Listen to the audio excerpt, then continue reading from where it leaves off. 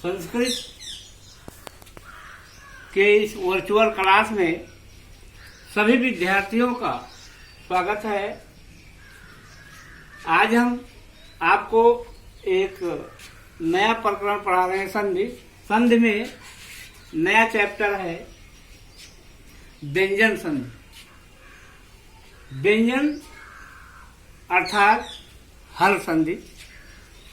अभी आपसे पूछा जा सकता है व्यंजन संधि को और किसके नाम से जाना जाता है, तो आप बताएंगे हल संधि। व्यंजन जितने भी हमारे व्यंजन हैं सभी हल प्रत्याहार के अंतर्गत आते हैं, इसलिए इसको हल भी कहा जाता है। व्यंजन संधि अर्थात हल संधि।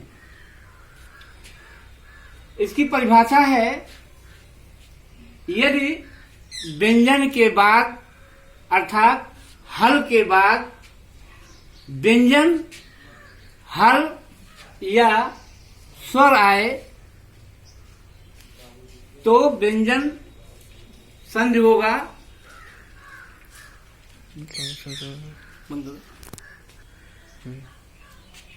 यदि व्यंजन के बाद व्यंजन या स्वर आए तो व्यंजन वर्ण में जो विकार होता है, उसमें जो चेंजिंग होता है, उसमें जो परिवर्तन होता है, उसे व्यंजन संधि कहते हैं।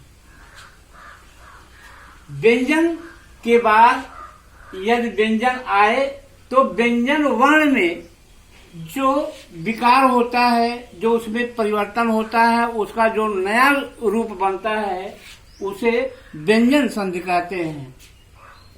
कहने का मतलब व्यंजन या हल के बाद व्यंजन या हल आए तो भी उसमें जो परिवर्तन होगा उस व्यंजन में, उसे व्यंजन संधि कहेंगे।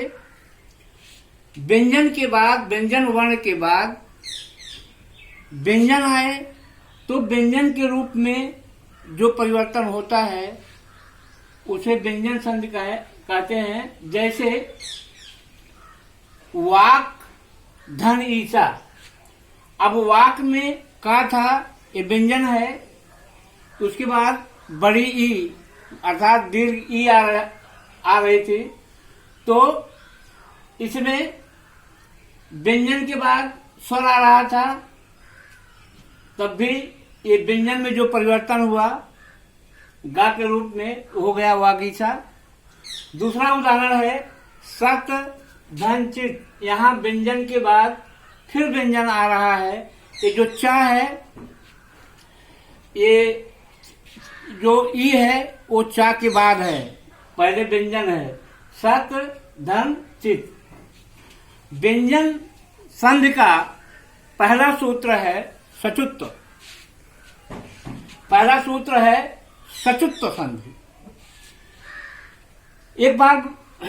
एक चीज आपको बता दें बच्चे, जो फाइनली होता है संधियों में उसी के नाम से संधि जानी जाती है। जैसे इसके पहले हम स्वर संधि में पढ़ा रहे थे दीर्घ स्वर संधि। दीर्घ में फाइनली क्या होता था, दीर्घ हो जाता था। गुण पढ़ा रहे थे, आदेश क्या होता है, वही गुण आदेश होता है। वृद्ध पढ़ा रहे थे, फाइनली क्या होता है, उसमें वृद्ध हो जाता है। यण पढ़ा रहे थे, इक के स्थान पर यण हो जा रहा था। इस संधि में भी सचुत्व संधि का कहने का मतलब ये हुआ, ये बड़ा सा और चू माने चा वर्ग। चू माने चा वर्ग माने चा छा जा जा, यहाँ ही आदेश होगा। जो फाइनली होता है संधियों में, जो फाइनली होता है उसी के नाम से वो संधि मानी जाती है। इसका सूत्र है सचुत्व। आपसे पूछा जाएगा कि सचुत्व संधि का सूत्र है, तो आपको बताना है अस्तोह अश्चुना अश्चु। अस्तोह अश्चुना अश्चु। आपसे पूछा जाएगा कि अस्तोह अश्चुना अश्चु किस संधि का सूत्र है, तो आपको बताना पड़ेगा सचुत्त संधि का। इसका अस्तो, इसमें ये जो अस्तो लिखा है ये षष्ठी है, अश्चुना जो है ये तृतीया है, तृतीया विभक्ति एक वचन, अस्तो षष्ठी विभक्ति का एक वचन है। जैसे गुरु का रूप चलता है, ये है अस्तु, तू है, लेकिन तू का तो हो जाएगा षष्ठी में, जैसे गुरु का गुरु हो जाता है। और अश्चु ये प्रथमांत पद है। संधि में जो षष्ठी विभक्ति में होता है वह आदेश होता है। जो प्रथमांत पद होता है वह आदेश होता है, और जो षष्ठी होता है वह स्थानीय होता है। फिर से आप लोग जान लीजिए, सारी संधियों में जो षष्ठी विभक्ति में होता है वह स्थानीय होता है, जो प्रथमा विभक्ति में होता है वह आदेश होता है, और जो सप्तमी में होता है वह बाद के वर्ण होते हैं, परवर्ण होते हैं, और जो तृतीयांत पद होता है वह जोड़ या मेल के अर्थ में आता है। तो यहाँ जो स्थानीय है षष्ठी विभक्ति अस्तो, तू का जब रूप चढ़ाएंगे तो षष्ठी विभक्ति एक वचन में तो हो जाएगा, है तो ये तू। तो इसका अर्थ ये हुआ कि सकार सा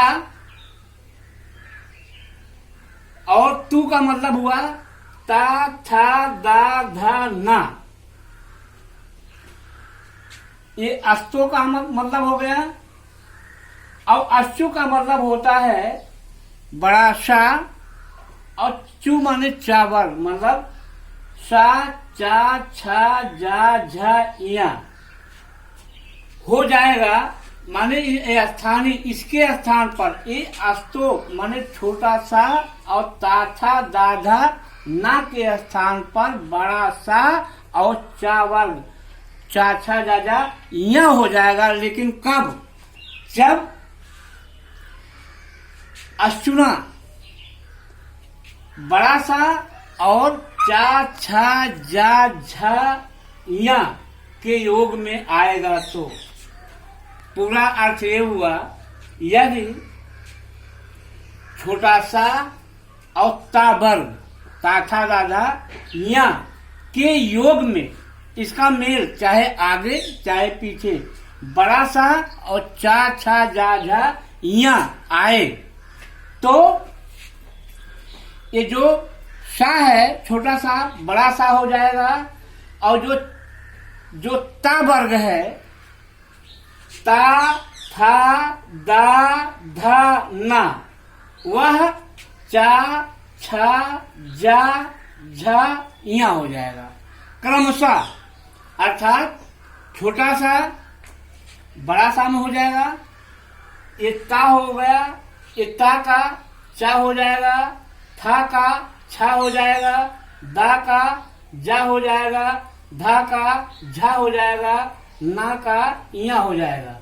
लेकिन यदि ये सकार और ता वर्ग के योग में ये सकार और चा वर्ग आएगा तो